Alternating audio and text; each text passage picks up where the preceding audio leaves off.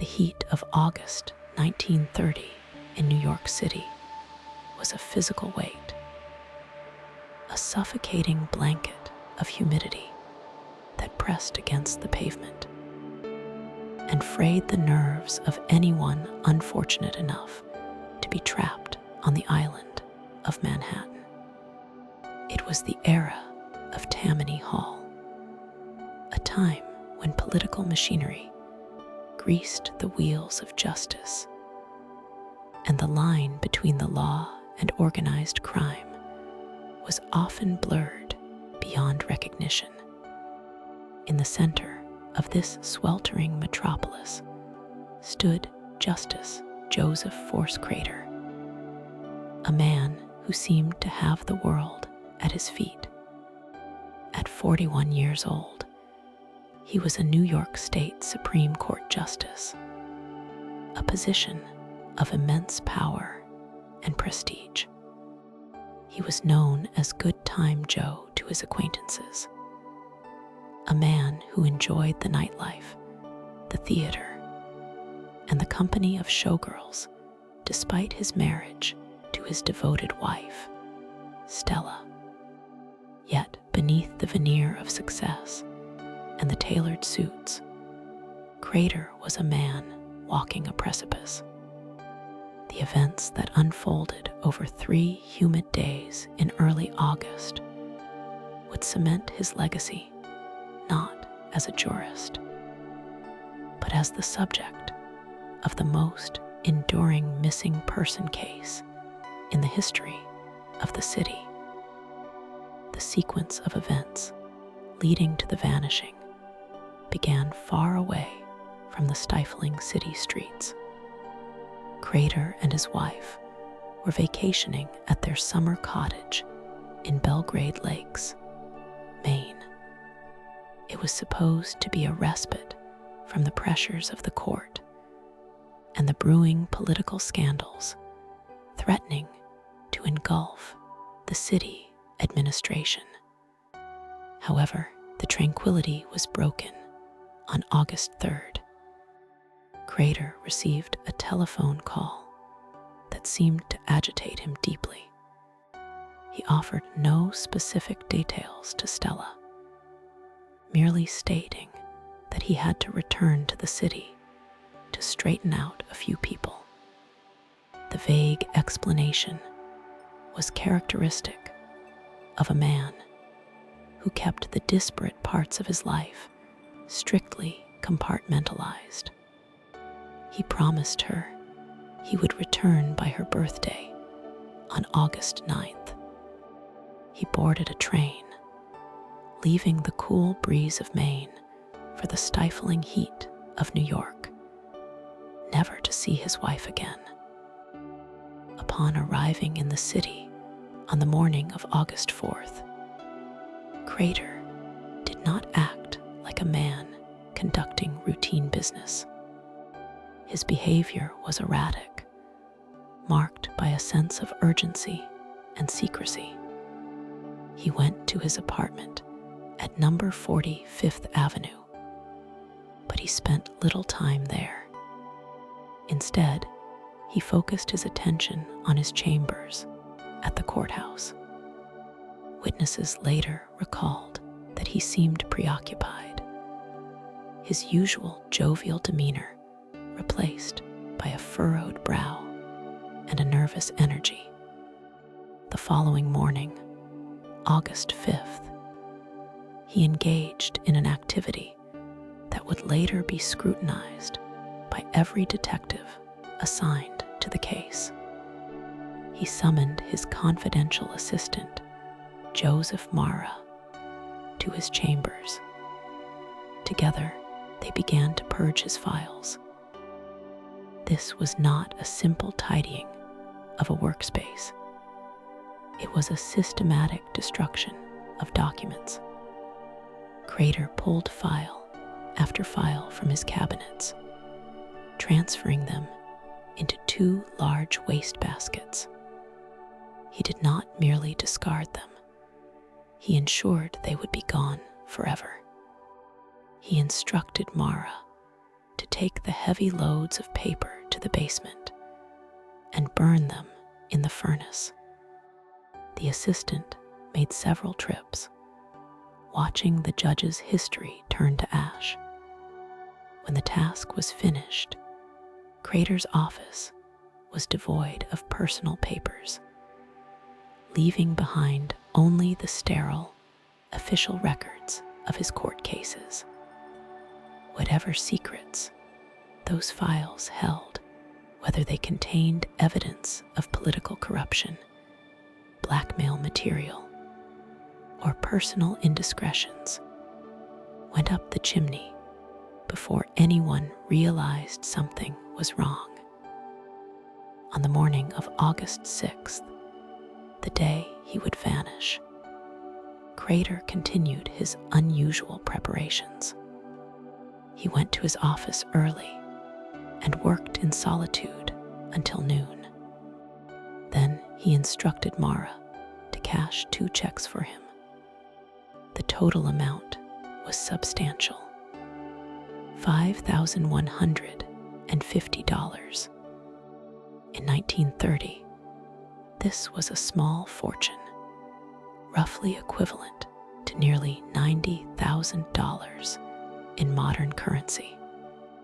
The assistant returned with the cash, comprised of large bills, and handed it to the judge. Crater placed the thick envelopes into the inside pockets of his suit jacket. He then packed a briefcase with additional legal portfolios and returned to his apartment.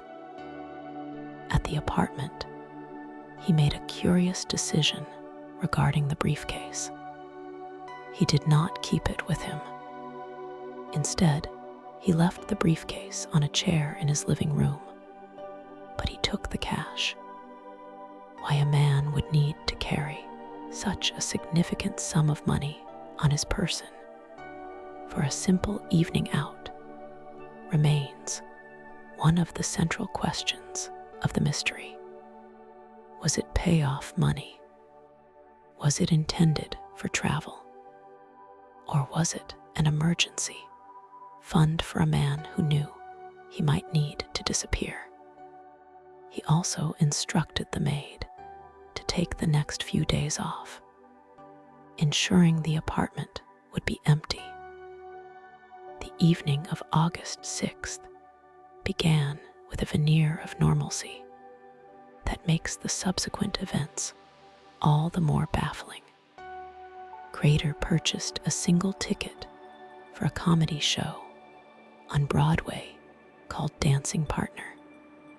The choice of entertainment suggests he expected to be alone later that night. Or perhaps he needed the ticket stub as an alibi for his whereabouts. After securing the ticket, he went to Billy Hawes's Chop House on West 45th Street, a popular establishment for the theater crowd. There, he met 2 people who would become the last known individuals to see him: his friend and attorney William Klein, and a showgirl named Sally Lou Ritchie. The dinner seemed remarkably ordinary to the casual observer. The trio ate and drank, conversing amidst the clatter of silverware and the hum of the restaurant. However, looking back through the lens of the investigation, the atmosphere at the table was difficult to pin down. Klein later testified that the judge was in good spirits, laughing and joking. Yet other accounts suggested a tension, a sense that Crater was distracted. They discussed the upcoming fall court session and the political rumors swirling around Tammany Hall. At no point did Crater mention the $5,000 sitting in his pocket, nor did he mention the destroyed files. He played the part of the successful judge enjoying a night on the town. At approximately 9:10 in the evening, the dinner concluded. The group exited the restaurant and stepped out onto the sidewalk of West 45th Street. The sun had set, but the city was still warm, the air thick with the exhaust of passing automobiles. This moment, on a busy street in the heart of the theater district, is where the narrative fractures. According to the initial statements given by Klein and Ritchie, the three of them stood outside for a moment, discussing their plans. Crater announced he was going to the Belasco Theater to see the play for which he had purchased a ticket. A taxi pulled up to the curb. It was a yellow cab, ubiquitous in the city. Crater, wearing a double-breasted brown suit and a gray fedora, a hat that would become iconic in the search for him, opened the door. He turned to his companions and waved. Depending on the account, he may have made a casual remark about seeing them later. He stepped into the vehicle. The door swung shut, and the taxi merged into the flow of traffic, heading west.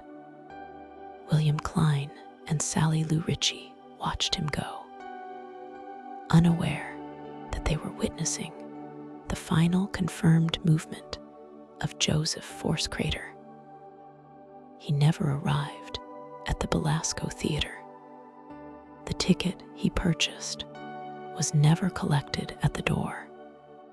He did not return to his apartment that night, nor the next. The most unsettling aspect of the incident was not the suddenness of the disappearance, but the silence that followed. For 10 full days, no one reported him missing. His wife, Stella, was still in Maine, waiting for his return on her birthday.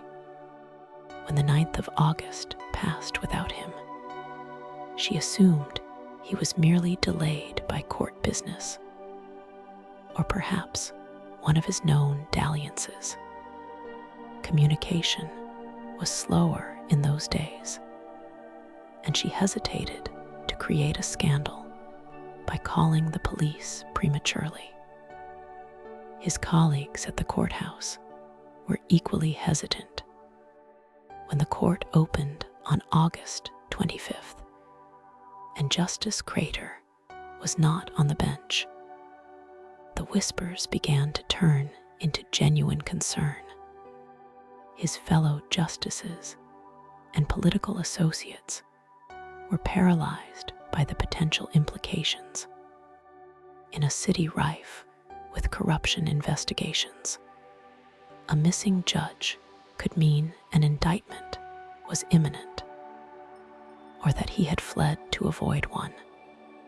They kept the matter quiet, conducting private, informal searches of his favorite haunts and speakeasies, hoping to find him sleeping off a long bender. It was not until September 3rd, nearly a month after he stepped into that taxi, that the disappearance was officially reported to the police.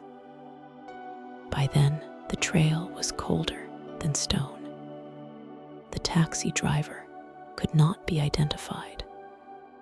No record of the cab number existed. The thousands of people who had been in the theater district that night had dispersed. Their memories of a man in a gray fedora fading into the blur of the city.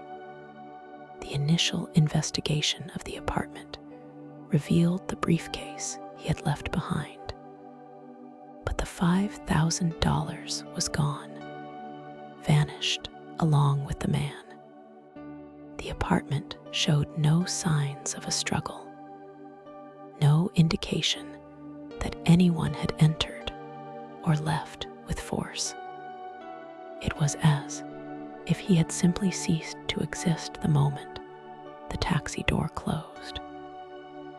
The timeline of the incident presents a puzzle with pieces that do not fit. The destruction of the files suggests premeditation and a desire to hide evidence. The withdrawal of the money suggests a plan to travel or a need to pay someone off. The purchase of the theater ticket suggests an attempt to maintain a routine. But the taxi ride into oblivion suggests something far more chaotic. Did he direct the driver to a location other than the theater? Was the taxi driver a stranger? Or was the vehicle waiting for him specifically? In the immediate aftermath, as the news finally broke, the city was gripped by a frenzy of speculation. Sightings poured in from all over the country, but none could be substantiated. The narrative of the incident, the hot August night, the dinner with the showgirl and the lawyer, the cash in the pocket, and the phantom taxi became a modern myth. The reality of what happened in those final minutes on 45th Street remains obscured by the passage of time. Joseph Forscrater did not just disappear. He was erased from the narrative of the city, leaving behind only questions that have echoed in the halls of justice for nearly a century. The incident was not merely a case of a missing person. It was a vanishing act performed on the grandest stage, with an audience of millions who would never see the final curtain call. To understand the vanishing of Justice Joseph Forscrater, one must look past the headlines that dominated 1930 and examine the subtle, fracturing details that simply do not fit together.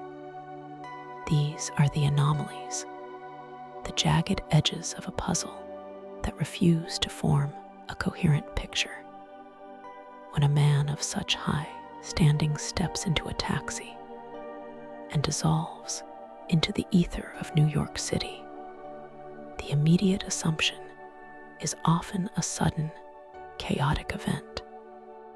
However, a closer inspection of the days and hours leading up to that final taxi ride suggests something far more complex, potentially orchestrated, and deeply unsettling. The first, and perhaps most glaring anomaly, lies in the finances. In the midst of the Great Depression, cash was not merely currency. It was survival, power, and mobility. On the morning of August 6th, just hours before he vanished, Judge Crater walked into his bank and made withdrawals that were staggering for the time. He withdrew $5,150. To put this figure into perspective, in 1930, this amount could purchase a substantial home or sustain a family for years.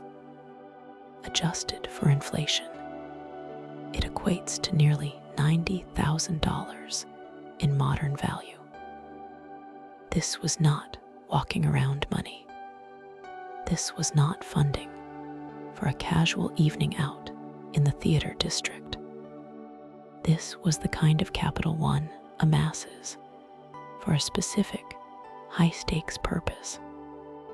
It suggests a payoff, a bribe, or perhaps the funding for a permanent relocation. The anomaly deepens when one considers that despite the extensive investigation that followed, this cash was never recovered. It did not reappear in the local economy. It was not found in his apartment, and it was not discovered on any person associated with him. The money vanished along with the man, implying that whatever fate befell the judge, the currency was likely the catalyst or the toll. The second anomaly is found in his behavior at the courthouse later that same morning. According to his law clerk, Joseph Mara, the judge arrived at his chambers behaving with an unusual, frantic intensity. Justice Crater was known as a man of composure, a jurist who weighed his words and actions. Yet, on this humid August morning, he began a systematic purge of his professional life. He directed Mara to help him gather specific files, legally sensitive documents that spanned his career. This was not a standard reorganization. It was an eradication. The judge reportedly destroyed several documents right there in the office. Others were stuffed into 2 large briefcases. He then instructed his clerk to cash 2 checks for him, amounting to that massive sum previously mentioned, which he then placed into his pockets. The sheer volume of paper he removed from his office is significant because those files were never seen again. If he intended to return the next day, as his schedule suggested, there would be no reason to strip his office of its most sensitive contents. The act suggests he knew, with absolute certainty, that he was not coming back to those chambers. Then there is the matter of the evening itself, a sequence of events that feels both mundane and staged. After clearing his office, Crater purchased a single ticket to a Broadway comedy titled Dancing Partner. This purchase stands out as a bizarre contradiction to his earlier actions. Why would a man who had just liquidated his assets and purged his files, seemingly preparing for flight or a confrontation, pause to buy a ticket for a light-hearted play? He proceeded to dinner at a place called Billy Hawes's Chop House on West 45th Street. He was not alone. He dined with his lawyer friend William Klein and a showgirl named Sally Lou Ritz. By all accounts given later to investigators, the judge was in good spirits. He did not seem like a man fearing for his safety, nor did he appear to be a man on the verge of a breakdown. The conversation was reportedly casual. This calm demeanor is perhaps the most unsettling anomaly of all. It implies that whatever was happening, Crater felt he was in control of the situation. He was not running in panic. He was executing a plan. Or conversely, he was entirely unaware that the people he trusted, or the meeting he was heading toward, posed a fatal threat. At approximately 9:10 in the evening, the dinner concluded. The group exited onto the street. The sun had set, and the theater district was alive with the electric hum of the city. Here lies the final verified movement of Justice Crater. He hailed a taxi. Witnesses stated he waved goodbye to his companions, seemingly intending to attend the show for which he had purchased a ticket. But he never arrived at the theater. The ticket was never collected at the door. Between the curb of the Chop House and the entrance of the Belasco Theater, the judge ceased to exist in the known world. The timeline of the reporting of his disappearance constitutes another significant anomaly. In a standard missing person case, the alarm is raised within 24 to 48 hours. In the case of Joseph Force Crater, a sitting Supreme Court justice, it took nearly a month before a formal missing person report was filed. This delay is inexplicable without considering the political climate of the era. Crater was deeply embedded in the machinery of Tammany Hall, the political organization that controlled much of New York City's governance and judiciary. At the time, the state was conducting inquiries into corruption within the city's courts. The delay in reporting his absence suggests that his circle, his wife, his friends, his political allies might have initially assumed he was lying low. Perhaps they believed he was waiting out a scandal or avoiding a subpoena. This collective hesitation allowed the trail to go cold. By the time the police were finally notified on September 3rd, the physical evidence had degraded, memories had faded, and the $5,000 was long gone. The investigation itself unearthed anomalies within the judge's private life that complicated the narrative. When detectives finally searched his Fifth Avenue apartment, they found it surprisingly orderly. However, months later, in January of 1931, a discovery was made that defied logic. In a drawer that had been searched by police previously, the judge's wife discovered envelopes containing cash, checks, and life insurance policies, along with a confidential memorandum listing the people who owed the judge money.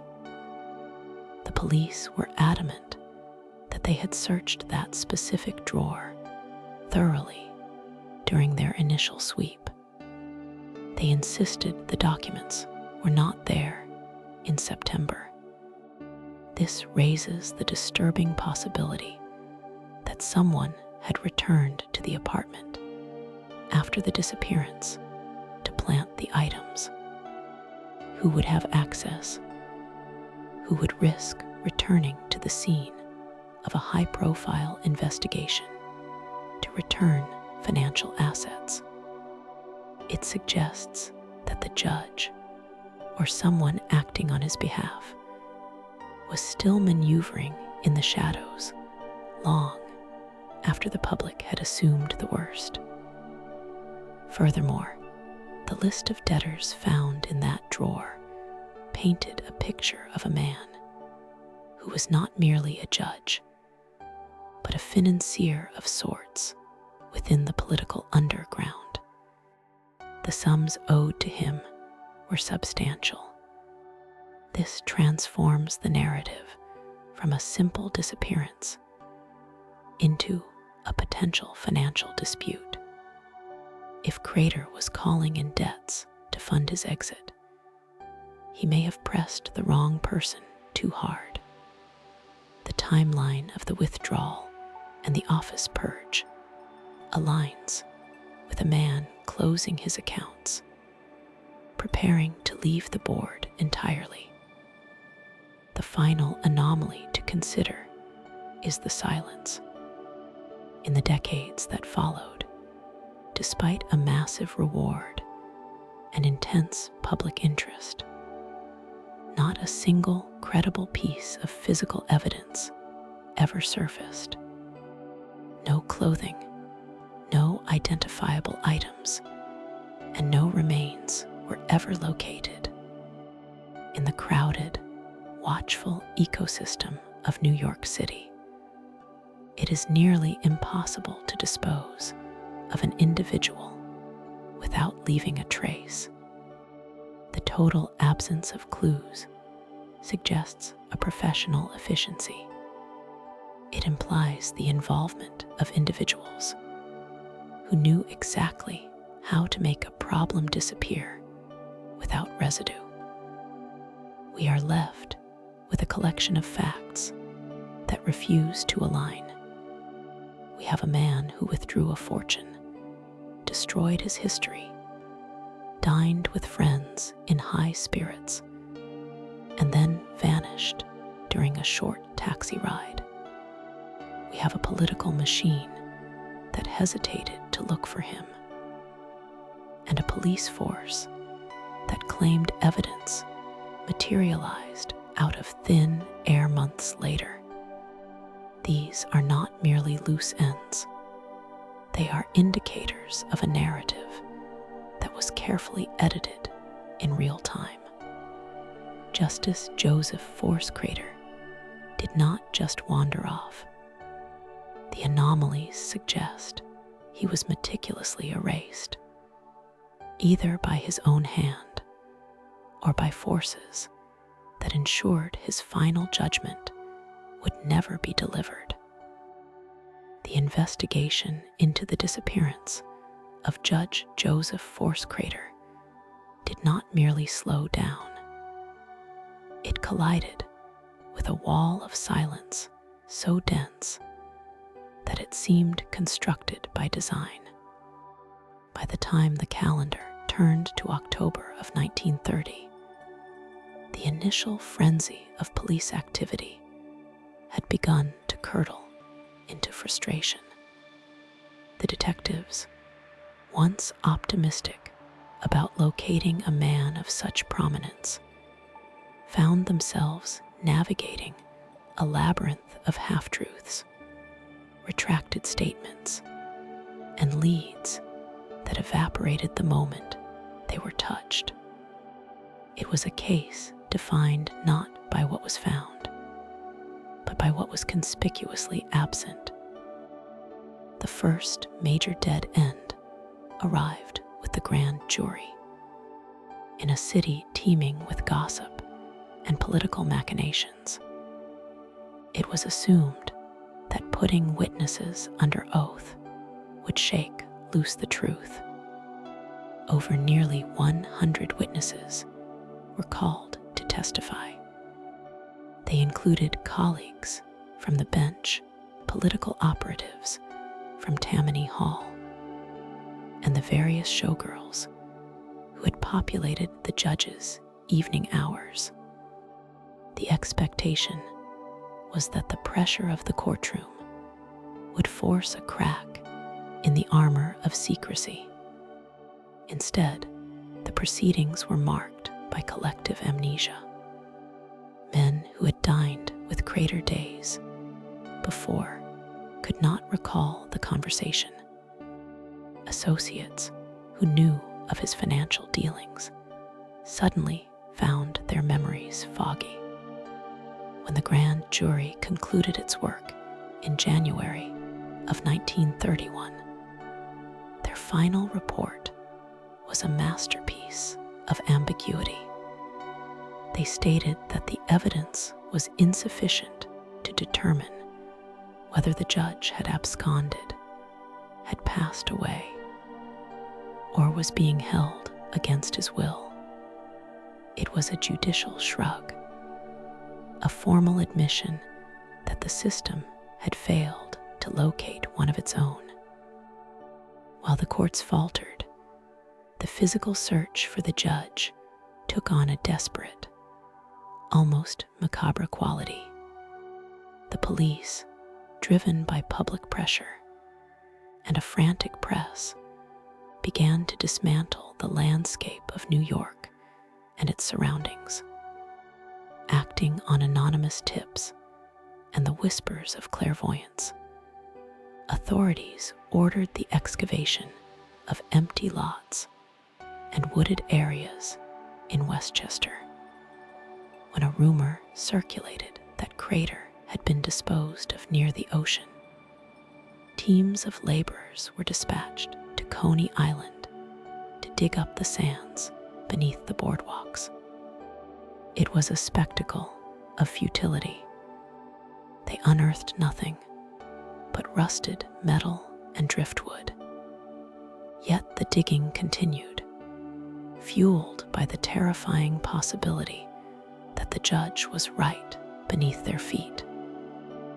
The investigation then turned inward, back to the judge's private sanctuary at 40 West 88th Street.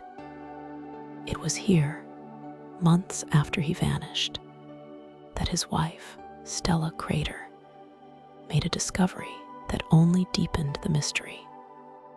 Hidden in a drawer, tucked away where it had previously been overlooked, was a collection of envelopes containing checks, stocks, and bonds, along with a significant amount of cash. But it was the note attached to this financial cache that sent a chill through the investigators. Scrawled in the judge's handwriting were the words, "I am very weary. Love, Joe." This short, cryptic sentence became a Rorschach test for the entire affair. To those who believed the judge had engineered his own escape, it was a resignation letter, an admission that the dual life of a high court justice and a Broadway playboy had become too heavy to bear. They argued that he had left the money for Stella to ensure her comfort before he vanished into a new identity. However, to those who suspected foul play, the note read differently. It sounded like the exhaustion of a man under threat, a man who knew the walls were closing in. The presence of the money complicated the theory of a voluntary departure. If a man intends to start a new life on the run, he typically takes his assets with him. Leaving behind thousands of dollars during the onset of the Great Depression was an act that defied the logic of a runaway. The trail of the women in Crater's life proved equally difficult to follow. The police expended significant resources trying to locate a showgirl named June Bryce. It was alleged that Bryce had been seen talking to the judge on the day he vanished, or perhaps the day before. In the smoky, dimly lit world of the theater district, rumors swirled that Bryce was the key, the one person who knew the specific nature of the danger Crater was in. But just as detectives began to close in on her potential testimony, the trail went cold. Bryce had reportedly gone into hiding, fearful that whatever force had removed the judge from the equation would turn its attention toward her. When she was finally located years later, she denied any substantial knowledge, maintaining the code of silence that governed the era's nightlife. Another shadow loomed over the investigation in the form of Vivian Gordon, a woman with connections to the underworld and the ongoing corruption inquiries. She had supposedly claimed to have information regarding the scandals that were threatening to engulf the city's elite. Before she could provide a full account to the investigators, she met a tragic and permanent end, found in a park in the Bronx. While her case was technically separate from Crater's, the timing cast a pall over the search for the judge. It sent a clear message to anyone considering stepping forward. Speaking out against the political machine could result in a fatal incident. The fear generated by Gordon's demise effectively sealed the lips of anyone who might have traded information for leniency. As the physical leads dried up, a psychological phenomenon took over. Joseph Force Crater became the most cited man in the world. The police were deluged with reports from citizens who were certain they had seen the judge. He was spotted panning for gold in California. He was seen herding sheep in the hills of Africa. A waiter in a diner in Quebec swore he had served the judge breakfast, while a tourist in Florida claimed to have seen him operating a bingo game. In every instance, the lead was chased down, and in every instance, it was a case of mistaken identity or wishful thinking. The public had become obsessed with the idea of the judge, seeing his face in every crowd. This mass delusion created a logistical nightmare for law enforcement, forcing them to sift through thousands of false positives, wasting precious time and resources on phantoms. One particularly persistent theory involved the Dutch Schultz gang. It was whispered in the speakeasies that Crater had presided over a deal that went sour, or that he had failed to deliver a promised legal outcome for the syndicate. The logic was sound. In 1930, the intersection of the judiciary and organized crime was a busy crossroads. Yet even here, the investigation hit a blind alley. The underworld kept its secrets better than the government. Informants, who usually traded gossip for favors, had nothing to say about Crater. It was as if he had been erased, not just from the physical world, but from the collective consciousness of the criminal element. Throughout this ordeal, Stella Crater remained the anchor of the tragedy. She spent her days petitioning the police for updates, and her nights waiting by the telephone. She scrutinized the financial records, looking for the mysterious list of people the judge supposedly owed or was owed by. But the fabled black book was never found. Her life became a series of disappointments. Every time the phone rang, every time a newspaper ran a new headline, hope would flare, only to be extinguished by the reality that nothing had changed.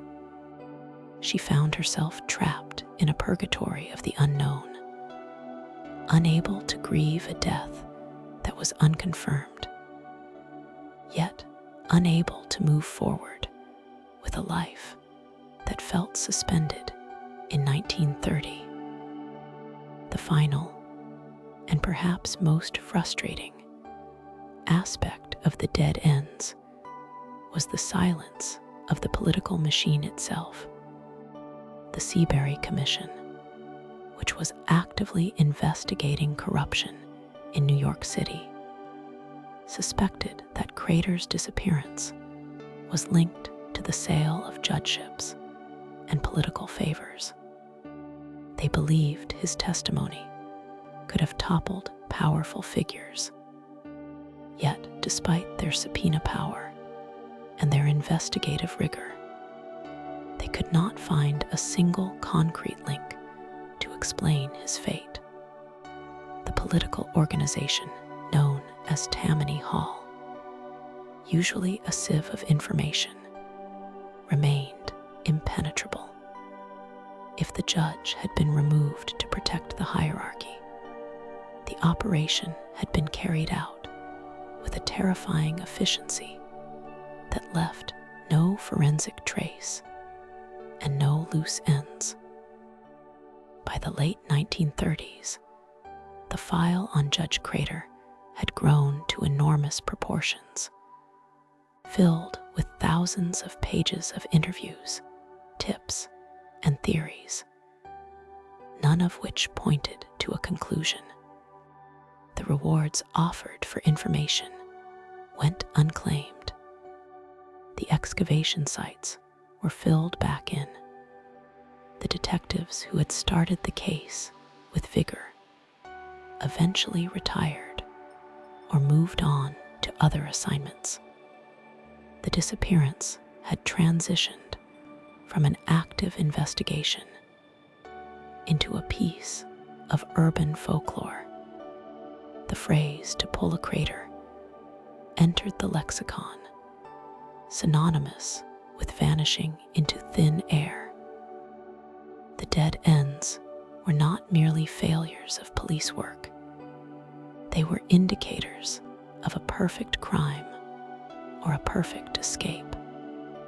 The absence of a body meant there was no evidence of a fatal incident. The absence of a confirmed sighting meant there was no evidence of a life elsewhere. Judge Crater occupied the space between existence and memory, a ghost who haunted the courthouses and theaters of New York. The system he had served, with all its power and reach, had been rendered impotent by his absence.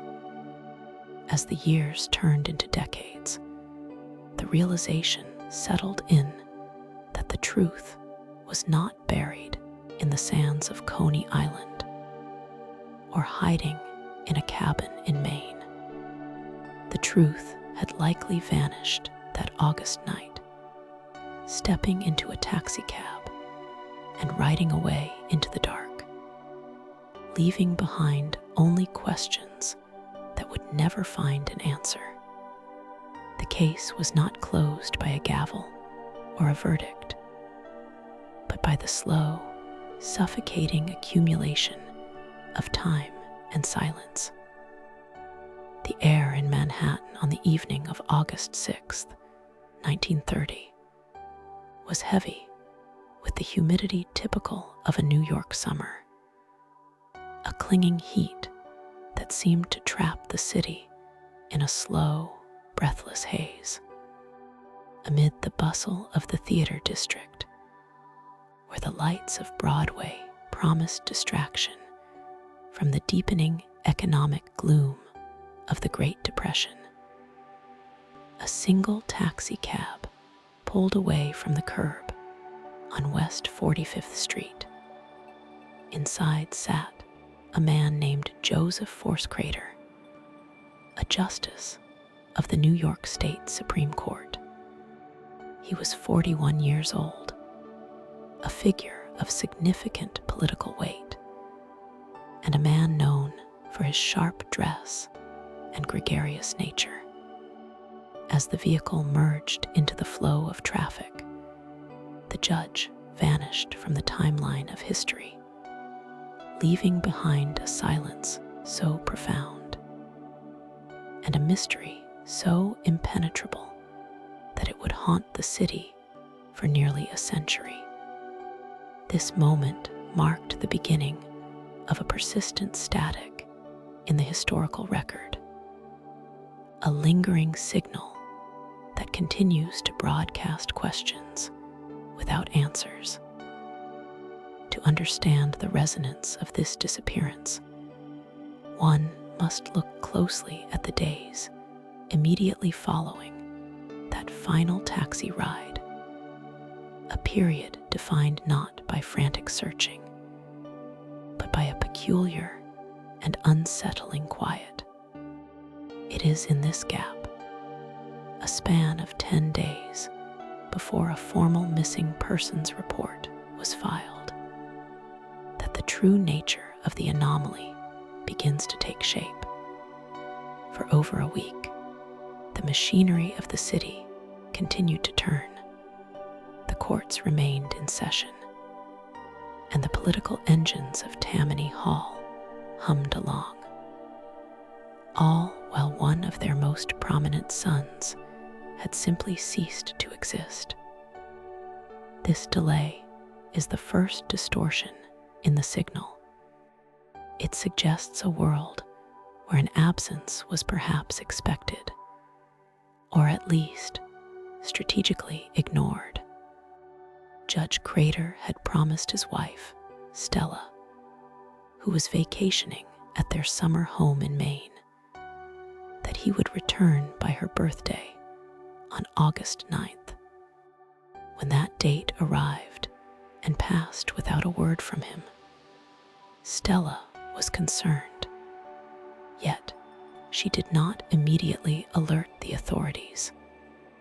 In the era of 1930, communication was slower, and the judge was known for a somewhat independent lifestyle. However, the silence from his professional circle is far more difficult to parse. His colleagues, his law clerks, and the powerful political bosses who had engineered his rapid ascent to the bench seemingly asked no questions about his empty chair. When the realization finally broke that the judge was not merely delayed, but gone, the investigation that followed revealed a series of actions taken by Crater in his final hours that appeared to be a deliberate dismantling of his own life. It was as if he were broadcasting a message of departure, though the destination remained obscured. On the morning of his disappearance, he had gone to his chambers and methodically destroyed documents. His assistant later reported seeing him pull sheafs of paper from his files and commit them to the refuse, ensuring that whatever secrets they contained were reduced to scraps. He then requested a check for thousands of dollars, a massive sum at the time, and cashed 2 personal checks, gathering a significant amount of liquidity. This financial maneuvering creates a complex frequency in the narrative. Was this a man preparing to flee a tightening net? Or was he gathering resources to pay off a threat? The year 1930 was a precarious time for the New York judiciary. Rumors of corruption were rampant, and investigations were beginning to probe the transactional nature of judicial appointments under the Tammany Hall machine. Crater, having been appointed just months prior, was sitting on a fault line of political liability. The money he gathered that day suggests an urgent need to settle accounts. Yet the complete lack of a trail after he entered the taxi implies that whatever transaction he intended to make went terribly wrong, or perhaps went exactly according to a plan he had devised for his own erasure. The signal became even more erratic when investigators finally accessed his apartment. There, hidden in a drawer, they found a confidential memorandum and a note intended for his wife. This discovery, made weeks after he vanished, felt like a voice reaching out from the void. The note contained a list of people who owed him money, and more chillingly, a list of his own financial obligations. It ended with a simple, weary sentiment expressing fatigue. This was not a frenzied scrawl of a man in immediate physical danger, but the calculated ledger of someone closing the books. However, it lacked the definitive finality of a farewell. It read more like a contingency plan, a safeguard left behind in case a risky gamble did not pay off. The dinner that preceded his disappearance offers another layer of interference to the story. He dined at a chop house with two companions, his friend and attorney William Klein, and a showgirl named Sally Lou Ritz. Accounts of the evening describe the judge as being in good spirits, showing no outward signs of the distress one might expect from a man facing an existential crisis or a fatal threat. They ate, they talked, and when the meal concluded, the group stepped out onto the street. The judge bought a ticket for a theater show he would never attend. He then bid his companions good night and entered the cab. Here lies the most maddening aspect of the lingering signal: the taxi itself. Despite one of the most intensive investigations in the history of the New York Police Department, the cab driver was never identified. In a city of watchful eyes, in a district teeming with activity, a distinct vehicle carrying a high-profile official dissolved into the night. There was no record of where he asked to go. No driver ever came forward to say they had dropped off a judge at a train station, a speakeasy, or a private residence. The cab is a phantom vessel in the narrative, the point where hard facts evaporate into speculation. As the weeks turned into months, the signal degraded into noise. Sightings of Judge Crater began to pour in from all over the country and beyond. He was seen panning for gold in California, playing cards in Africa, and walking the streets of various European capitals. The phrase "pulling a crater" entered the lexicon, a euphemism for disappearing when the heat got too high. These sightings, largely dismissed as products of an overactive public imagination, served to muddy the waters, turning a tragedy into folklore. The man became a myth, a blank screen onto which the public projected their fantasies of escape. Yet beneath the folklore, the darker possibilities remained constant. The grand jury investigation, which called hundreds of witnesses, hit a wall of silence. The powerful political figures who might have held the key to his location offered nothing but shrugs and carefully worded denials.